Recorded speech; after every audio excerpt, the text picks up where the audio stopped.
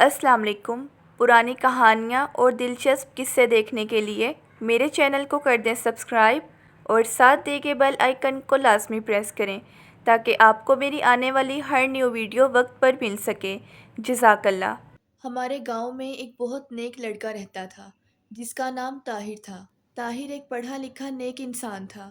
وہ اپنی پڑھائی مکمل کر کے ہمارے گاؤں تلا گنج میں اسکول میں ٹیچر لگ گیا تھا۔ طاہر اسکول پڑھانے کے علاوہ بچوں کو ٹیوشن پڑھانے ان کے گھر بھی جایا کرتا تھا۔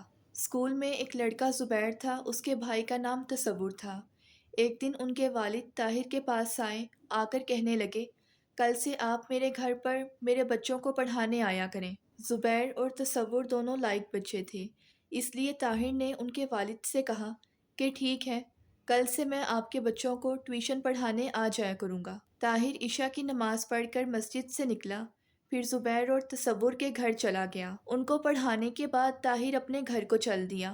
اس نے سوچا کہ شارٹ کٹ مارتا ہوں، بجائے اتنا لمبا راستہ اختیار کرنے کے طاہر نے قبرستان والا راستہ اختیار کر لیا۔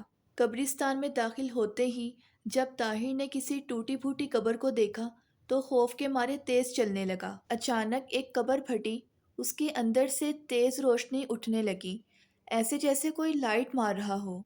طاہر یہ خوفناک منظر دیکھ کر ڈر گیا اور بھاگ پڑا۔ پیچھے سے آواز آئی، طاہر، کل تمہاری میری طرف دعوت ہے، تم ضرور آنا۔ جب وہ گھر پہنچا تو اس کا سانس پھولا ہوا تھا۔ اس نے مکان کرائے پر لیا ہوا تھا۔ گھر پہنچتے ہی اس کے سامنے اس کی مالک مکان عورت ارشاد بیگم آئی اور کہنے لگی، کیا ہوا طاہر بیٹا، تم اتنے گھبرائے ہوئے کیوں ہو؟ طاہر نے جواب دیا، کچھ نہیں ماں جی، وہ دراصل راستے میں آتے ہوئے میرے پیچھے کتے لگ گئے تھے۔ طاہر نے سوچا کہ کل سے میں بچوں کو ٹیوشن پڑھانے نہیں جاؤں گا، کیونکہ طاہر کے گھر سے بچوں کے گھر کا راستہ بہت دور تھا اور اگر وہ قبرستان کے راستے سے جاتا تو بہت نزدیک پڑتا تھا، اس لیے اس نے بچوں کو ٹیوشن پڑھانا کینسل کر دیا۔ جب دوسرا دن آیا تو طاہر بچوں کو پڑھانے نہیں گیا۔ تھوڑی دیر بعد فون کی گھنٹی بجی تو طاہر نے فون ریسیو کیا۔ زبیر کے والد کہنے لگے، کیا بات ہے سر، آج آپ بچوں کو ٹیوشن پڑھانے کیوں نہیں آئے؟ طاہر بولا، وہ دراصل آج میری طبیعت کچھ ٹھیک نہیں ہے۔ زبیر کے والد کہنے لگے، کوئی بات نہیں، میں آپ کو خود لینے آ جاتا ہوں، کیونکہ بچے آپ کا انتظار کر رہے ہیں۔ انہوں نے اپنی بائک نکالی اور طاہر کے گھر سے اسے لینے آ گئے۔ پھر طاہر کو مجبوراً ان کے ساتھ جانا پڑا۔ جب میں بچوں کو پڑھا کر فارغ ہوا تو میں نے اپنے گھر کی طرف راہ لی۔ راستے میں مجھے میرا ایک دوست مل گیا۔ ہم دونوں باتیں کرتے ہوئے چل پڑے۔ جب ہم قبرستان کے قریب پہنچے تو میں نے اپنے دوست سے کہا کہ ہم سڑک سے جائیں گے۔ میرا دوست جس کا نام شاہد تھا کہنے لگا، ارے نہیں یار، سڑک سے تو راستہ بہت دور پڑتا ہے، ہم قبرستان سے جاتے ہیں۔ مگر میں شاہد کی بات پر راضی نہ تھا۔ وہ مجھ سے کہنے لگا، طاہر، مجھے لگتا ہے تمہیں قبرستان سے جاتے ہوئے ڈر لگتا ہے۔ میں نے کہا، ارے یار ایسی کوئی بات نہیں ہے، میں تو ایسے ہی کہہ رہا تھا، کیونکہ رات ہے اور اندھیرا بہت ہے، ہمارا اس وقت قبرستان سے گزرنا ٹھیک نہیں ہے۔ مگر شاہد تو اپنی ضد پر قائم تھا۔ بہرحال میں اس کے سہارے چل پڑا۔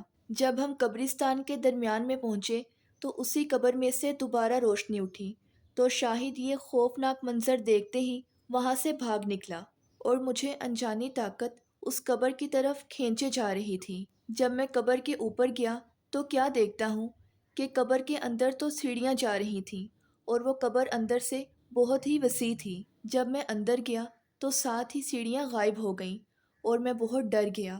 قبر کے اندر روشنی ہی روشنی تھی، مگر تھوڑی دیر بعد بالکل اندھیرا چھا گیا۔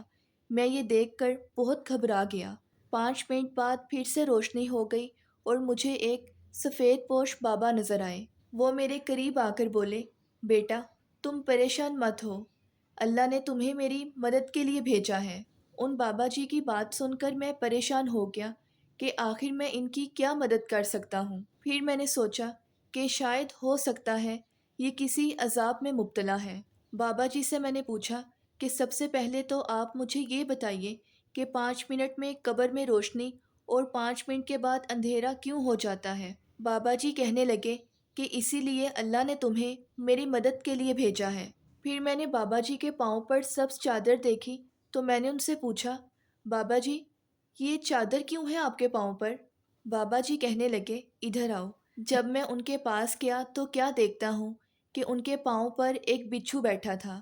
جب وہ انہیں ڈستا تو قبر میں اندھیرا ہو جاتا تھا اور پھر 5 منٹ کے بعد دوبارہ روشنی ہو جاتی تھی۔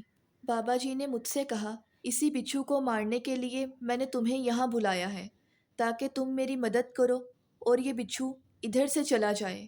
تم ایک نیک انسان ہو، اس لیے اللہ نے تمہیں میری مدد کے لیے یہاں بھیجا ہے۔ میں نے بابا جی سے کہا، میں ابھی اس بچھو کو آپ کے پاؤں سے ہٹاتا ہوں۔ میں نے فوراً اپنے پاؤں سے جوتا اتارا اور بچھو کو دے مارا۔ بابا جی کہنے لگے، یہ ایسے نہیں جائے گا، نہ ہی یہ ایسے مرے گا، بلکہ یہ اللہ تعالیٰ کی طرف سے میرے اوپر عذاب ہے۔ میں نے کہا، تو پھر یہ خطرناک بچھو یہاں سے کیسے جائے گا؟ بابا جی نے مجھے بتایا کہ آج سے 40 سال پہلے میں نے ایک آدمی جس کا نام عبد الخالق ہے اس سے 1000 روپے ادھار لیا تھا، جو کہ میں نے اسے واپس نہیں کیا۔ کیا تم اس کے پیسے اسے لوٹا دو گے؟ یہ بھی ایک نیکی ہے۔ میں نے بابا جی سے پوچھا کہ اس کا گھر کدھر ہے؟ انہوں نے بتایا کہ وہ یہاں سے 10 کلومیٹر کی دوری پر رہتا ہے، گلی نمبر 3 میں اس کا گھر ہے اور اس جگہ کا نام پیڑا فتحال ہے۔ تمہیں خدا کا واسطہ ہے، مجھے اس قرض سے آزاد کروا دو۔ میں فوراً وہاں سے نکلا۔ گھر جا کر میں نے کھانا وانا کھایا اور پھر میں اس راستے پر چل پڑا۔ بہت مشکل سے میں اس آدمی تک پہنچا۔ جب میں نے اسے پیسے دیے تو وہ کہنے لگا، مگر میں نے تو تمہیں کوئی ادھار نہیں دیا تھا۔ تو میں نے اسے بتایا کہ فلاں بابا کو تم نے آج سے 40 سال پہلے یہ قرض دیا تھا، جو کہ انہوں نے تمہیں واپس نہیں کیا۔ پھر اسے میں نے ساری داستان سنائی اور وہ پیسے میں نے اس کے ہاتھ میں تھما دیے۔ یہ کام کرنے کے بعد میں گھر واپس آ گیا۔ گھر آتے ساتھ ہی میں سو گیا۔ پھر وہی بابا جی میرے خواب میں آئے۔ انہوں نے میرا شکریہ ادا کیا۔ پھر انہوں نے وہ سبز چادر اپنے پاؤں سے ہٹائی تو میں نے دیکھا کہ وہ خطرناک بچھو وہاں موجود نہیں تھا۔ اس کے بعد میری آنکھ کھل گئی اور پھر میں نے اللہ کا شکر ادا کیا کہ اللہ نے یہ نیک کام مجھ سے کروایا۔ تو ہمیں بھی ان باتوں کا خاص خیال رکھنا چاہیے کہ اگر ہم بھی کسی سے کوئی قرض یا کوئی چیز لیں تو انہیں ضرور واپس کریں، کیونکہ زندگی کا کوئی بھروسہ نہیں۔ اگر آپ کو میری آج کی یہ سٹوری پسند آئی ہے تو ویڈیو کو لائک اور چینل کو سبسکرائب کرنا مت بھولیے گا۔ ملتے ہیں نیکسٹ ویڈیو میں، تب تک کے لیے اللہ حافظ۔